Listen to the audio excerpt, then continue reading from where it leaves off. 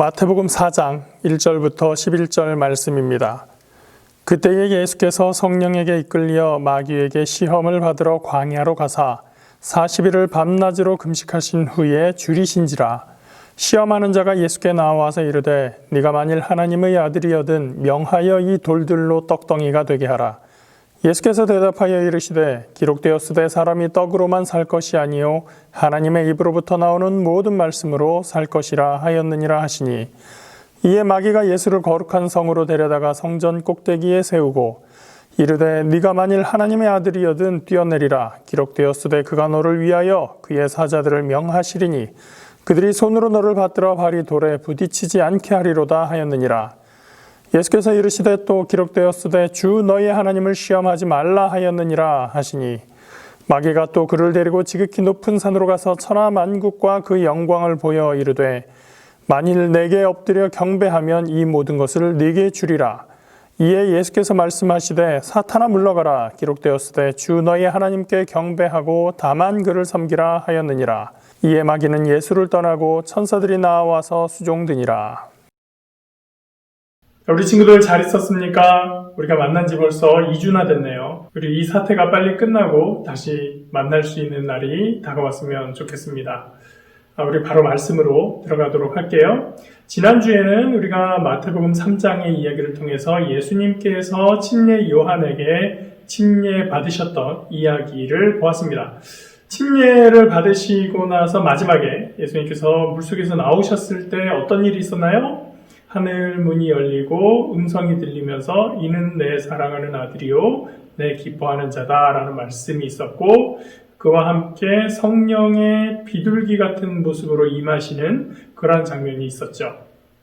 그래서 하나님께서 예수님께서 하나님의 아들이다라는 것을 입증해 주셨고, 삼위일체 하나님이 그 자리에 함께 하신 그러한 놀라운 장면이었습니다. 만약에 이걸 뮤지컬이나 영화 같은 장면으로 한다면 굉장히 아름답고 영광스럽고 멋있는 그런 장면일 거예요. 그런데 오늘 본문을 보니까 이 침례가 있은 다음에 이어지는 장면이 어디냐면 예수님께서 유대 광야로 가서 거기에서 시험을 당하는 것이었어요. 유대 광야가 어떤 곳인지 한번 자료를 볼까요?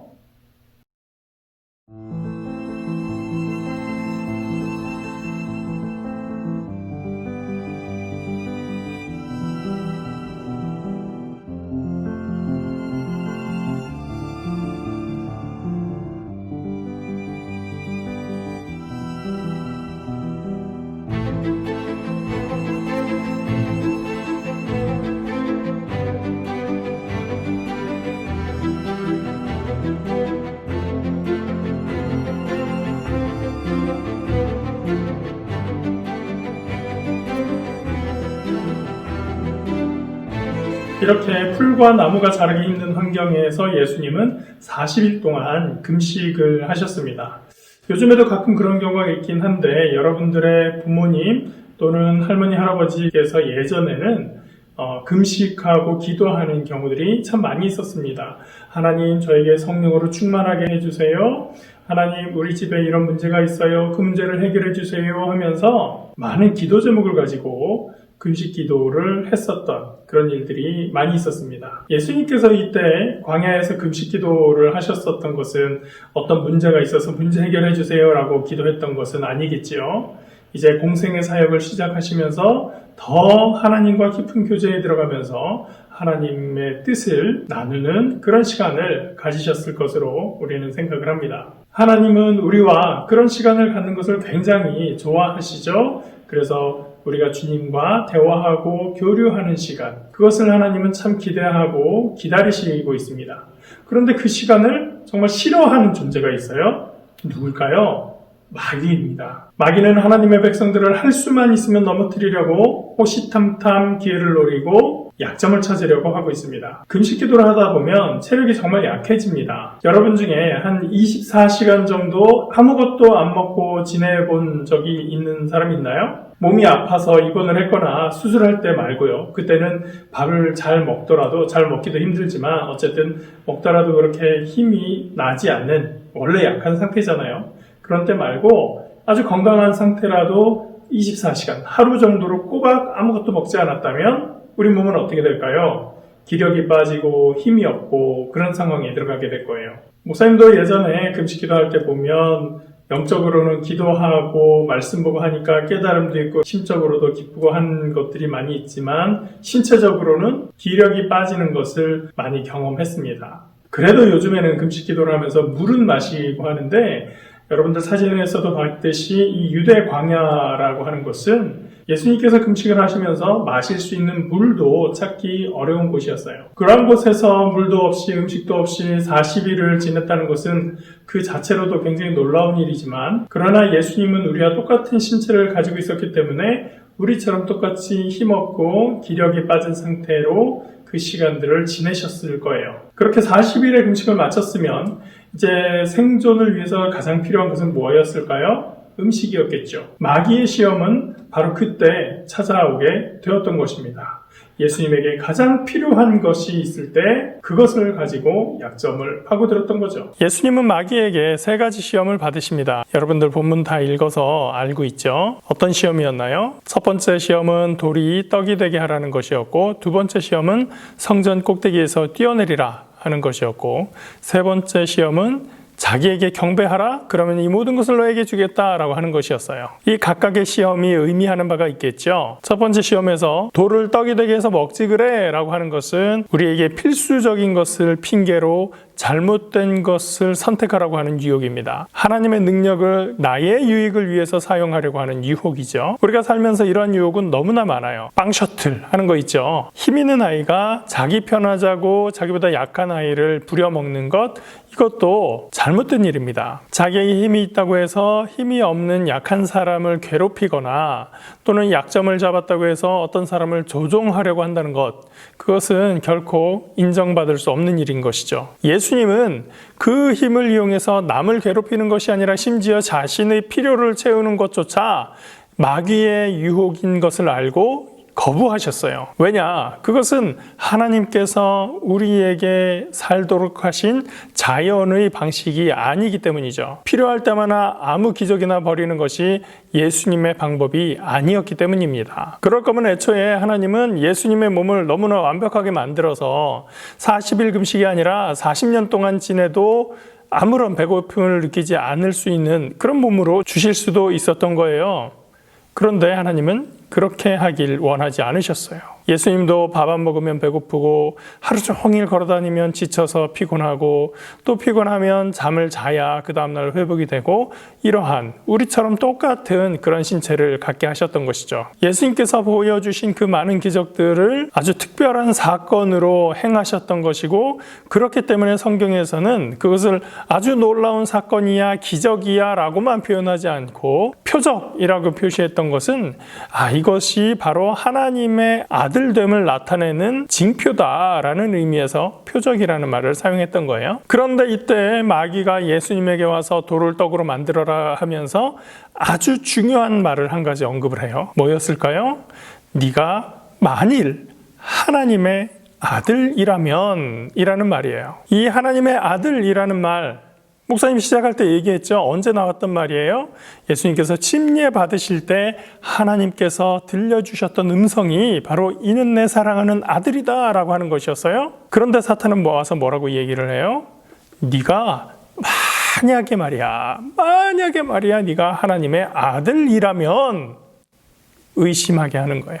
마귀는 늘 이런 식입니다. 의심하는 말을 가지고 오는 거예요. 에덴 동산에서 하나님은 아담에게 너는 동산의 어느 나무 열매든지 다 먹어도 되는데 딱 하나 이 선악을 알게 하는 이 나무의 열매만은 먹지 말아라. 이것을 먹으면 너는 반드시 죽게 될 거야 라고 얘기를 하십니다. 그런데 사탄은 와서 뭐라고 얘기를 했을까요? 하나님이 동산의 모든 나무 열매를 먹지 말라고 했다며? 정말이야? 하나님이 어떻게 그럴 수가 있어? 하나님이라면서 그렇게 와서 얘기를 한 거예요. 하나님께서는 모든 나무 열매를 다 먹어도 돼. 그런데 이거 하나만 먹지 마라고 했더니 사탄은 와서 모든 나무 열매를 먹지 말라고 했다며? 진짜야? 이렇게 말을 한 것이죠. 가짜 뉴스죠. 그런데 이 가짜 뉴스가 나쁜 게 뭐냐면 진짜와 가짜를 막 섞어서 어느 게 진짜인지 어디까지가 진짜인지를 알지 못하게 한다는 거예요. 이런 거에 속지 않으려면 정말 잘 따져봐야 됩니다. 예수님도 모르고 성경도 모르고 교회에 대해서 잘 모르는 사람들이 가끔 교회에 대해서, 성경에 대해서 이야기를 합니다. 성경에 이렇게 기록돼 있잖아. 그거 잘못된 거야. 아니, 하나님이 어떻게 그럴 수 있어? 아유, 예수님이 그렇게 됐다는 게 말이 돼? 우리가 성경에 대해서 제대로 알지 못하면 그게 그 말이 맞나? 하면서 혼동될 수도 있어요. 여러분, 우리는 하나님의 진리를, 성경에 나타난 진리를 제대로 알아야 됩니다. 마귀는 우리가 하나님으로부터 멀어지게 하려고 온갖 방법을 다 사용합니다.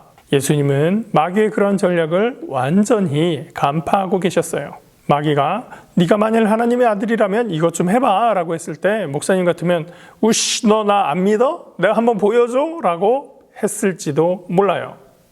그런데 예수님은 그런 정도 수법에 넘어가지 않으시죠. 내가 너한테 그런 거 입증할 필요가 없어. 네가 의심한다고 내가 하나님의 아들인 사실이 변하냐? 내가 40일 동안 금식한 거 보면 모르니? 음식이 필요해서 돌을 떡으로 만들어서 먹으려고 했으면 벌써 했겠지. 아니, 그 전에 그냥 열흘 금식하고 마쳤어도 돼. 20일 금식하고 마쳤어도 돼.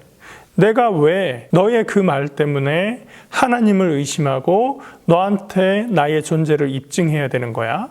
난 너한테 그럴 필요가 없어. 그래서 말씀하신 거예요. 사람이 떡으로만 살 것이 아니요 하나님의 입으로부터 나오는 모든 말씀으로 살 것이라. 그리고 물리쳐버립니다.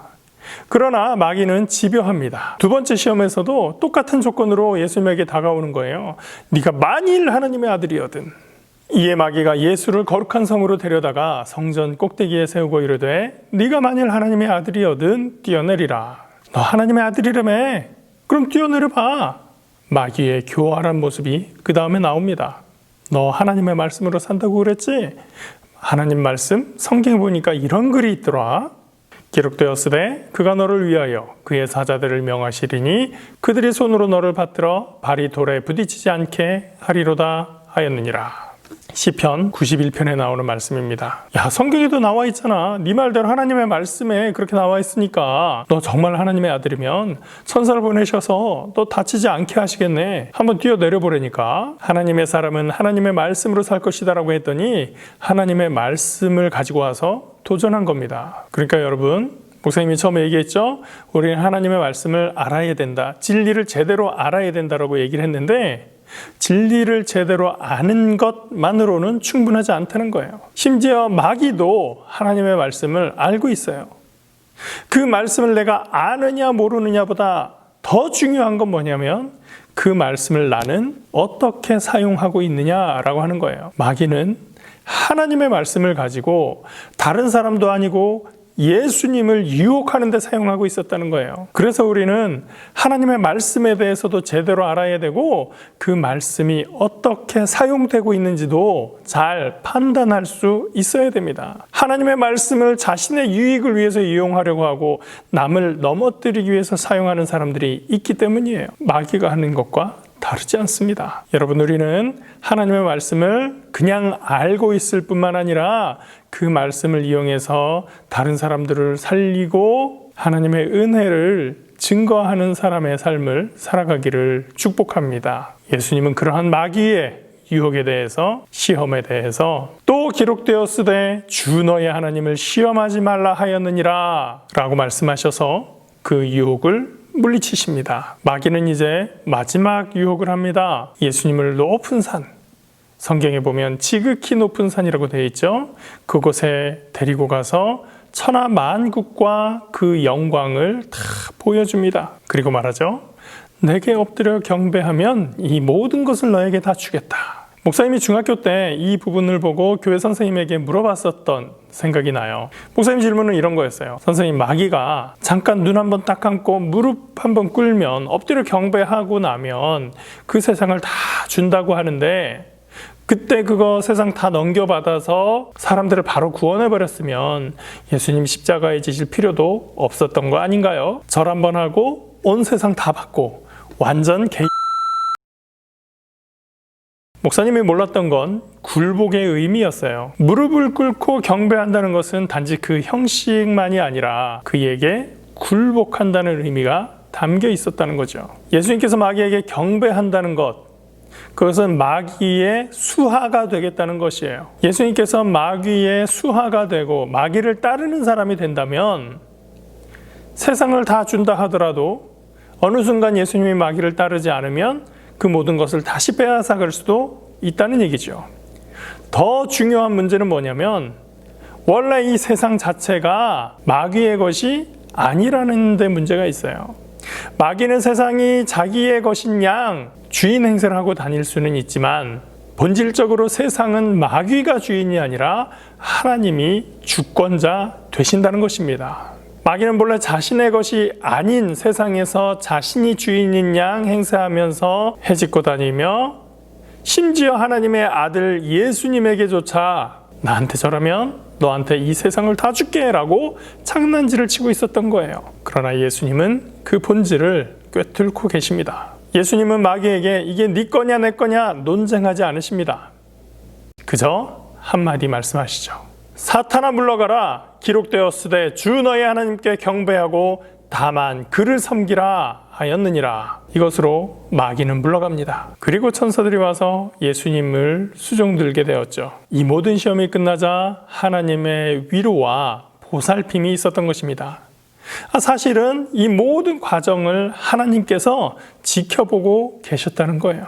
예수님을 감히 시험했었던 이 마귀가 우리라고 가만히 둘까요? 세상의 많은 유혹과 시험으로 마귀는 우리를 넘어뜨리려고 호시탐탐 기회를 노리고 있는 것이죠. 믿음이 있는 척, 우리의 친구인 척, 우리에게 좋은 것을 가져다 주는 척 마귀는 속이며 다가옵니다. 신문에 나오는 많은 범죄의 이야기들, 사실은 이러한 마귀의 유혹 앞에 넘어진 사람들의 이야기입니다. 사람들은 그 범죄자들을 보면서 저 사람은 존재부터가 아예 나쁜 인간인 것처럼 생각하지만 사실은 그들도 처음 출발이 그러지 않았을 거예요. 세상의 유혹 앞에서 한 번, 또 한 번, 또 한 번 양보하고 무너지고 넘어지다가 이제 그 범죄에 대해서 더 이상 죄의식을 느끼지 못하고 일상적으로 반복하다 보니 어느새 자신이 그렇게 심각한 범죄자가 되어 있었던 것이죠. 우리 앞에 다가오는 많은 유혹들, 마귀의 속삭임들이 있습니다.